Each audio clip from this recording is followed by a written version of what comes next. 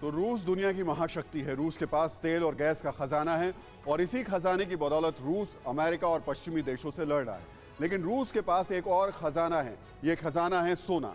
सोना यानी वो धातु जिसे दुनिया में सबसे बेशकीमती धातु कहा जाता है। रूस के पास करीब 140 बिलियन डॉलर का सोना है। भारतीय रुपए में ये रकम कितनी होगी ये हम आपको स्क्रीन पर दिखा रहे हैं। करीब 1.7 लाख करोड़। ये इतनी बड़ी रकम है। इतना बजट कई देशों, छोटे देशों का नहीं होता, लेकिन पुतिन का ये सोना अब मिट्टी हो गया है।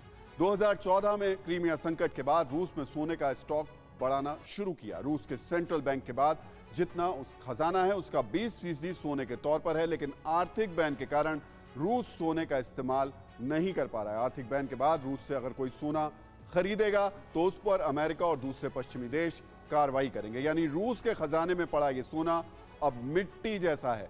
हालांकि कुछ विशेषज्ञों का कहना है कि रूस इस सोने का इस्तेमाल दूसरे तरीके से करने की कोशिश कर रहा है। रूस अपने मित्र देशों के जरिए इस सोने को बाजार में बेचने की कोशिश कर सकता है।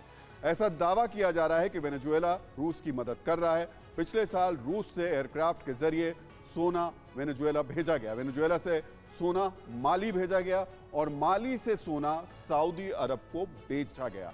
इस डील के बदले डॉलर और यूरो दिए गए। इतना ही नहीं, आरोप ये भी लग रहे हैं कि रूस कुछ आतंकी संगठनों के जरिए भी अपने सोने को डॉलर और यूरो में बदलने की कोशिश करता रहा है।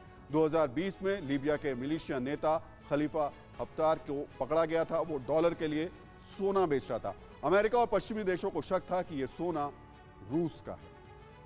और वक्त एक छोटे से ब्रेक का, देखते रहिए TV9 भारतवर्ष। परवाह देश की, सोमवार से शुक्रवार रात 10 बजे TV9 भारतवर्ष पर।